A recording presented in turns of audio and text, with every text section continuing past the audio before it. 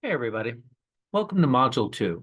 As before, I want to say some things about philosophy, particularly the subjects we're covering this week, and I want to say some things about the assignments we have. So, the readings for this week get you started thinking about the topic of reality and the topic of what is true. Now, these are some fundamental concepts for working with philosophy, and for a very simple reason. As your textbook says, we can understand certain things to be true in pretty much all circumstances. Our saying is, numbers don't lie. So when Pythagoras said that math, and by extension music, was eternally true, he said something we still rely on today. 2 plus 2 equals 4, and it always will. The ratio of a circle's diameter to its circumference can be expressed in number form, and that is why pi has been used in science and science fiction as a means for trying to communicate with alien life. We expect those numbers will be meaningful when a spoken hello can't be. Once we're beyond the realm of math, music, chemistry, and a few other things, much of what we know depends on interpretations of the information available to us. And once we start drawing such conclusions, they move quickly from the objectivity of numbers to the subjectivity of the personal.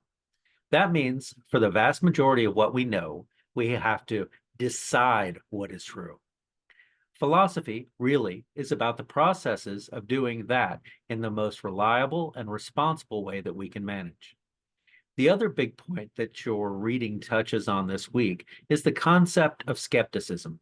We have a reading directly from Descartes, and in our textbook, you should read about various philosophers from the 17th to the 19th century who applied varying degrees of skepticism in their work.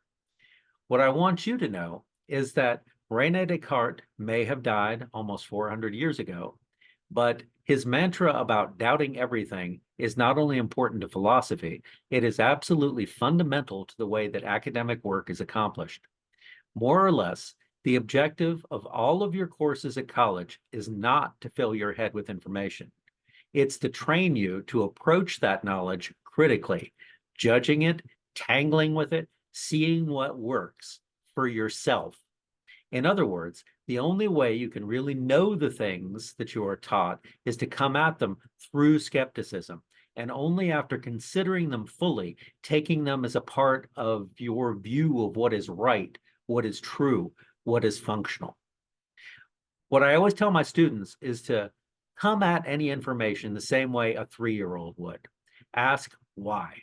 When you're told the why, then ask why that's true. And when you're told the why of that, keep going until you know it as well as you care to. In a nutshell, that is what every one of your professors has done to get the degrees they have. And it is what they continue to do as they research, experiment, and publish within their fields. Now, about this week's assignments. We have a discussion, and it has a very important part that I want to talk about. In your initial post, you're to examine the ways that two different philosophers have thought about what is real or true. And you're to talk about both ways and then make an argument about which one is right. In the responses, you are asked to look at what other students have argued, meaning which one they've said is right, and critique those arguments, offering evidence for the other side, the one they didn't think was right. In a way, it may seem like you're being asked to tell one another, you're wrong. I just want everyone to be gentle as you enter into doing this. Remember, this is not a personal attack, it's just a thought exercise. What we say is, arguments aren't really right or wrong, they're just well supported or not. So essentially, both can be right or both can be wrong. For our purposes, we just want to show that both can be supported, and so both are valid.